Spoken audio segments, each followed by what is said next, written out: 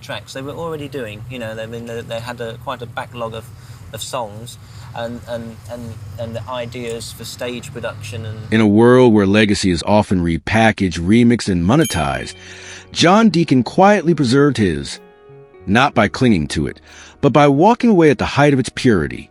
If you're considering publishing this piece, producing it as a video script, podcast, or article, it already reads like a beautifully written narrative essay or voiceover script. Powerful, emotional, and respectful.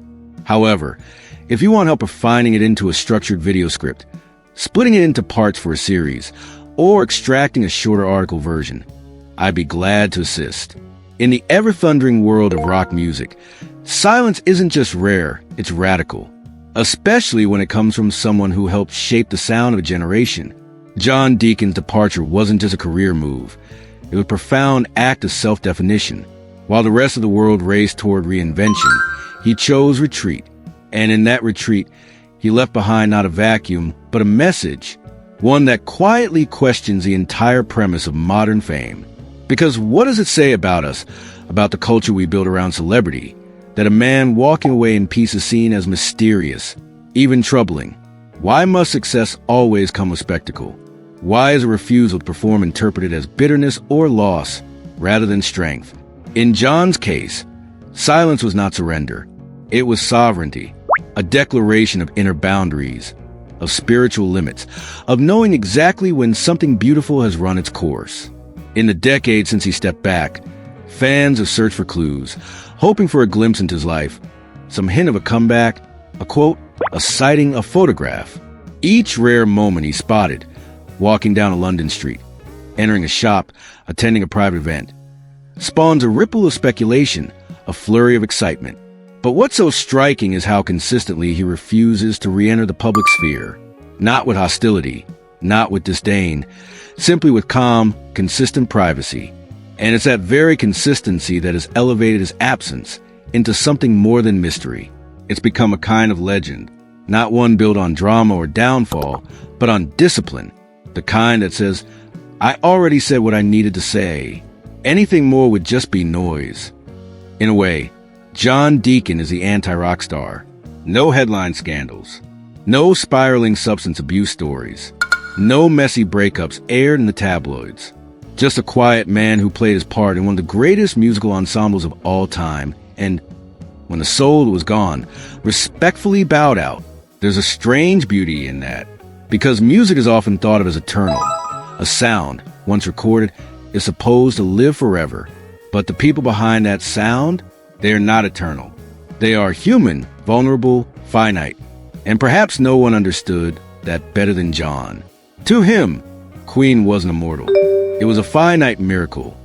For people, one era, lightning caught in a bottle, trying to extend it indefinitely would, in his eyes, only diminish it. Think of the restraint that takes. Most musicians spend entire careers chasing even a flicker of what Queen achieved. Fame, money, critical acclaim.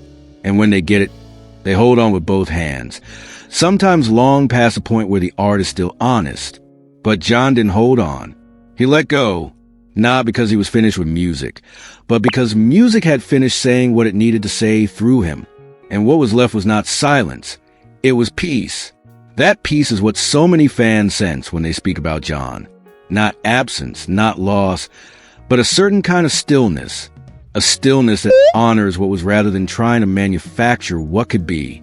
And that makes his story something more than a rock biography.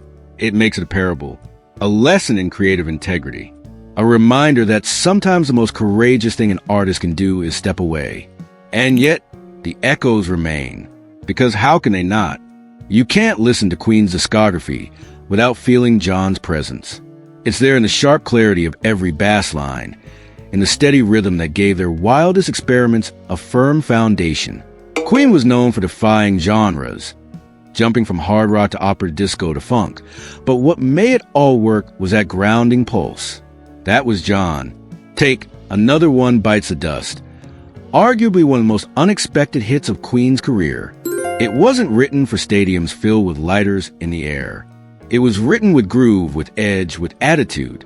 It could live in a dance club, a street corner, a boxing ring.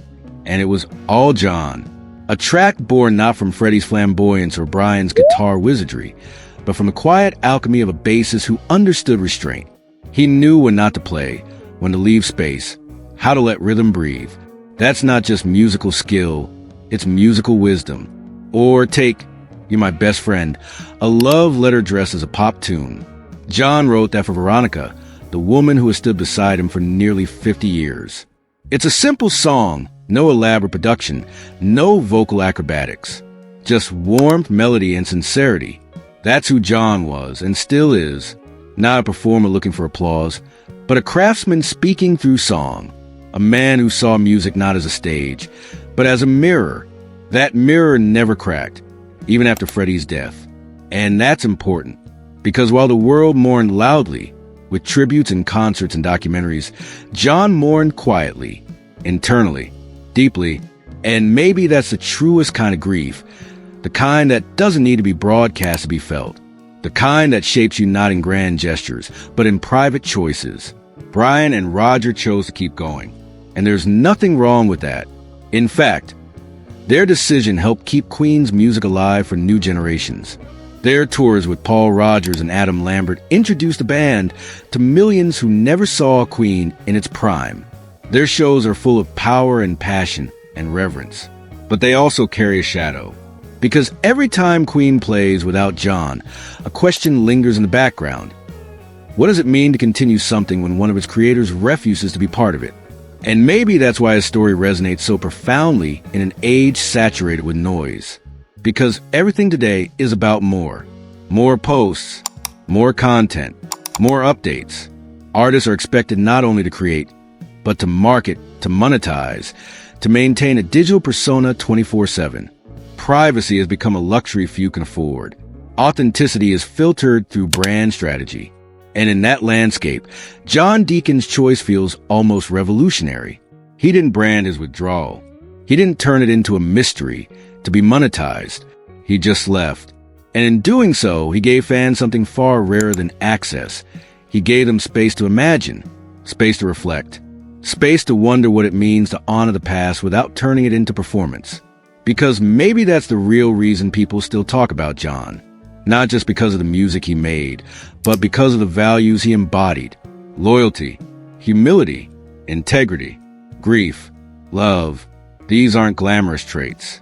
They don't trend on social media, but they last.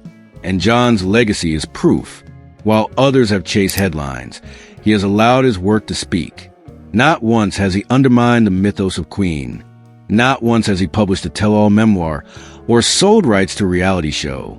He's never tried to cash in on nostalgia. His silence hasn't just preserved his own dignity, it's preserved Queen's. Even his absence from Bohemian Rhapsody, the Oscar-winning biopic, is telling. While Brian and Roger served as consultants and appeared at premieres, John remained as silent as ever. Some fans saw it as a missed opportunity, but others understood. For John, there was nothing left to say. His story wasn't about Hollywood. It was about friendship, music, loss, and knowing when a chapter ends. In many ways, his life now is the epilogue no one expected, but everyone respects. A quiet house, a loyal marriage, a family that grew up far from the circus of fame, walks through familiar London neighborhoods, shopping trips, football games, real life, not glamorous, but real. And in that reality, John found something even rarer than fame, contentment. And that, perhaps, is the ultimate legacy. Not the chart toppers, not the awards, not the sold-out arenas, but the ability to walk away from all of it and still feel whole. Because for every artist who burns out, who breaks down, who loses themselves in the glare of the spotlight, John Deacon offers a different path, a quieter one, a slower one, a path built not on applause, but on peace. And that peace continues to echo in every note he played, in every silence he kept, in every decision not to return. It echoes in the songs that still soar through speakers around the world, in the memories of a band that could only exist because all four pieces were in place, and in the hearts of fans who understand that sometimes the loudest thing you can say is nothing at all. So, when people ask, where's John Deacon? The answer isn't just a physical location. It's philosophical. He's in the music. He's in the memory. He's in the quiet. He's in the choice to value what once was over what could have been. And in that choice lies something deeply rare, deeply human, and deeply honest. He didn't disappear. He concluded. He didn't fade away. He finished. And when the final note was played, when the lights dimmed for the last time, he didn't ask for more. He said, with every quiet step, every moment of privacy, every refusal to return, that was enough. And still, all these years later, John Deacon's choice remains as compelling as ever. Not because it was dramatic, but because it was definitive. We live in a world where closure is rarely granted, where endings bleed into endless sequels, reunions, remixes, and reboots. But John's story resists that cycle. It draws a clear line between then and now, between what was and what is. It's not a cliffhanger. It's a period. And in the punctuation of that silence, there's a kind of poetry that even Queen's grandest compositions couldn't quite reach. What fascinates people isn't just that John left. It's that he stayed gone, truly gone, in an era where distance is performative, where stepping back often means crafting a comeback. John's silence has a clarity that feels almost spiritual. There's no tease, no cryptic messages, no anniversary tweets. Just life lived quietly. And that quiet life has become the canvas onto which fans project something almost sacred. The idea that it's possible to contribute something meaningful to the world, and then walk away without needing to be seen again. That kind of exit isn't just rare, it's revolutionary, because it defies the modern myth of permanence. In a digital age, we're taught to live forever in pixels and posts. Our thoughts are saved, our photos stored, our moments algorithmically preserved. But John Deacon's story reminds us that some of the most enduring legacies are not the ones constantly maintained, but the ones gracefully concluded. He wasn't consumed by his legacy. He let it breathe, and maybe that's what makes his legacy so rich. Because instead of diluting his image through repetition, he allowed it to distill. Instead of stretching his voice thin across decades of compromise, he let his last note ring long and true. And over time, that final note hasn't faded. It's deepened, like the hum of a bass string that lingers in the air, long after the fingers have lifted.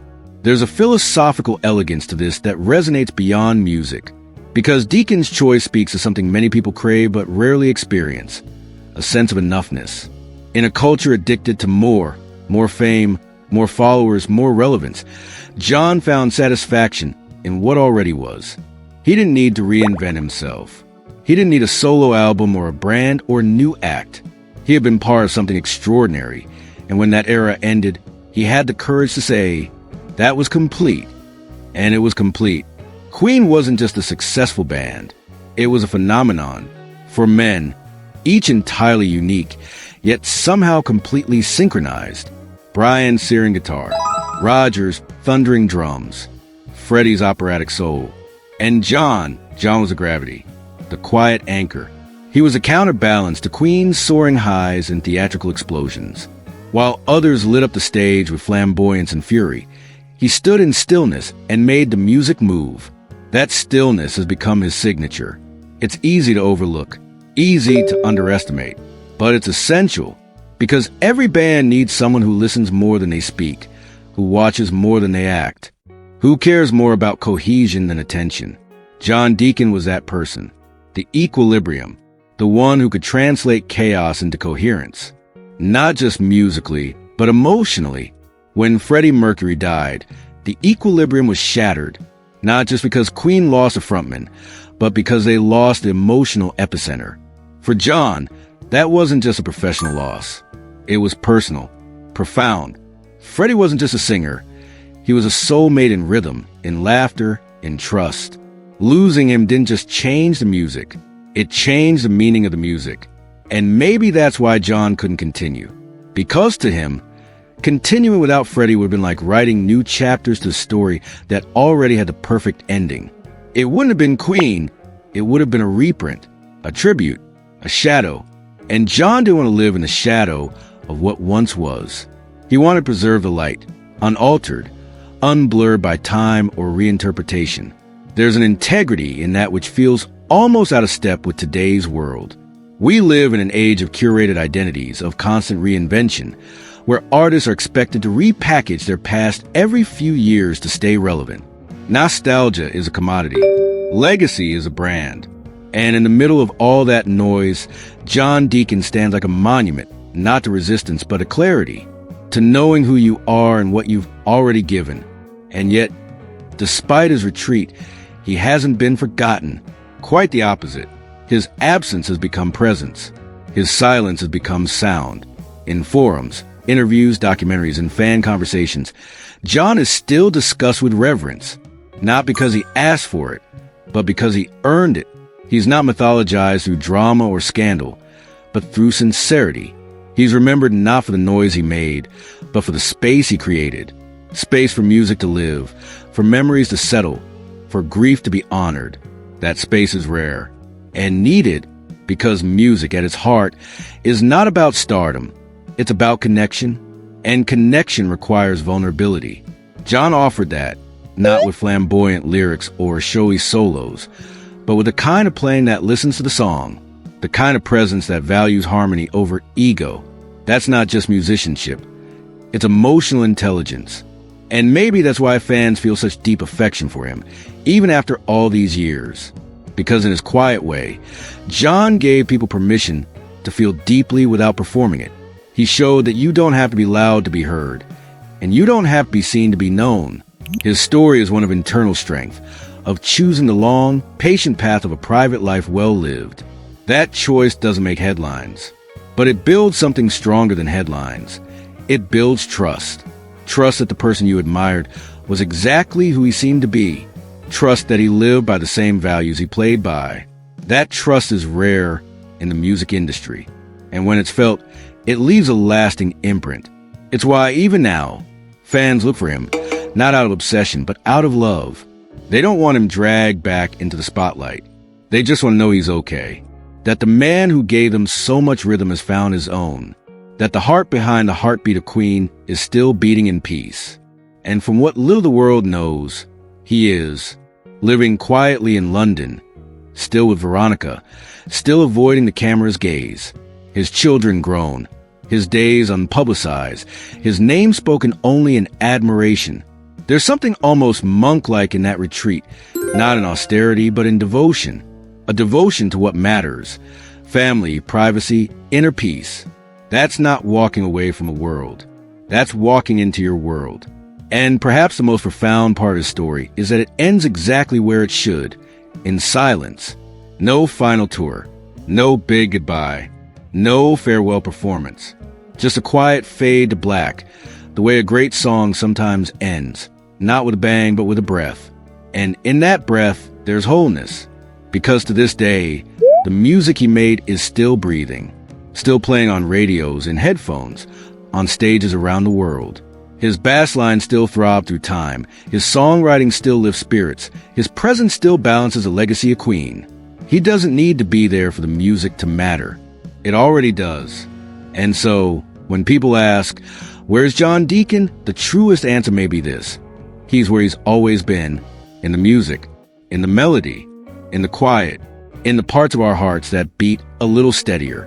When we remember the ones who stood still so the rest could soar. He's in the background of every Queen track, not just musically, but philosophically.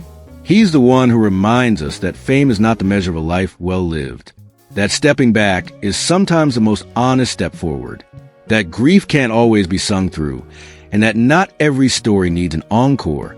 In his refusal to chase the spotlight, John Deacon has illuminated something far greater, the power of grace, the kind of grace that knows when to stay, when to go, when to love, when to let go. And in that grace, he's become more than a musician. He's become a symbol of balance in an unbalanced world. And maybe that's why his silence speaks so loudly, because we don't just hear it, we feel it. We feel it in the spaces between notes, in the pause after the final chord, in the rare, sacred silence that only someone like John Deacon could create, not by accident, but by intention, not through absence, but through truth. He didn't leave music. He fulfilled it. And in fulfilling it, he gave the rest of us permission to honor our own limits, to love fiercely, to grieve fully, to choose peace over performance. And when you listen closely, truly listen, you realize the music never stopped. If this story moved you, if it made you rethink what it means to walk away with grace, hit that like button, drop a comment about your favorite John Deacon moment or song, and don't forget to subscribe for more truth.